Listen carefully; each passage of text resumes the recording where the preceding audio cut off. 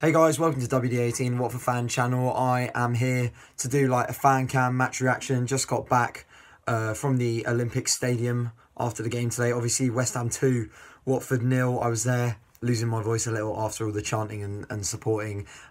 Big shout out to all the 3,000 fans that went down and supported. Looking at the starting lineup, it was the same as Chelsea, but West Ham played a totally different formation to us, which is I kind of feel like that's where the game was lost at the start, because playing 3 at the back against a team that plays 4 at the back and then therefore sets up differently going forward didn't really help us. And the way our two wing backs worked, I don't think it suited us at all.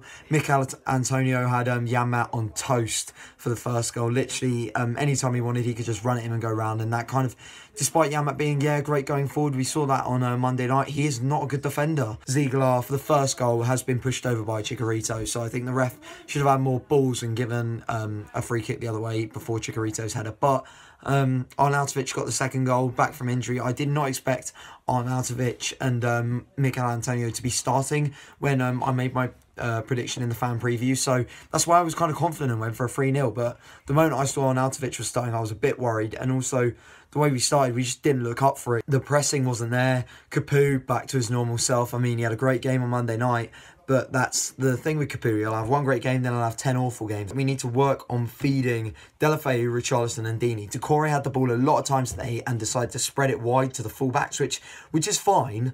But when the fullbacks aren't really doing much, as Janmaat and Ziegler were, they weren't really doing a lot.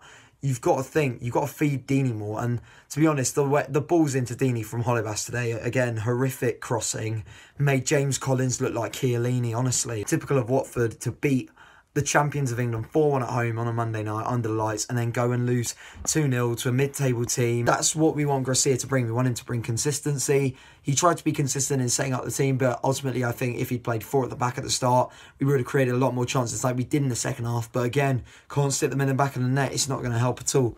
Massive shout out to Orestes Karnezis. Absolutely brilliant saves today.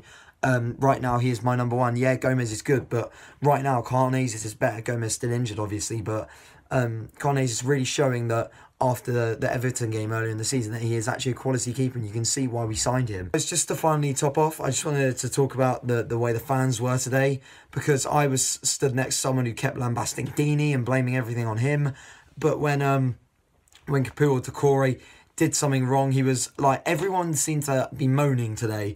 And I think that's really not the attitude you need to have, especially away from home. We saw that at Southampton with the friction between the players and the fans. And I think we're trying to build that relationship back again between the players and fans. You need to get behind the team. And yeah, we're not going to win every single game against mid-table teams, because that's the Premier League. The Premier League is mad. We'll beat the champions and then go lose to mid-table, because that is how the Premier League works. But like, to be honest, I think the fans need to have a good hard look at themselves and see whether they actually want to support this team or whether they're just there to get drunk with their mates or something. Like, as much as football is for that and like having a laugh and that, you've got to be behind the team. And the amount of fans that decided to try and turn on players, I saw fans outside fighting among each other, that I just think that's poor. And yeah, just a message to Watford fans, really sort yourselves out going into next game. We got a week break and then we're back again for Everton at home, and I want everyone there to be as vocal as possible. Guys, if you did enjoy this little rant, make sure to leave a like and subscribe, and we'll see you next time.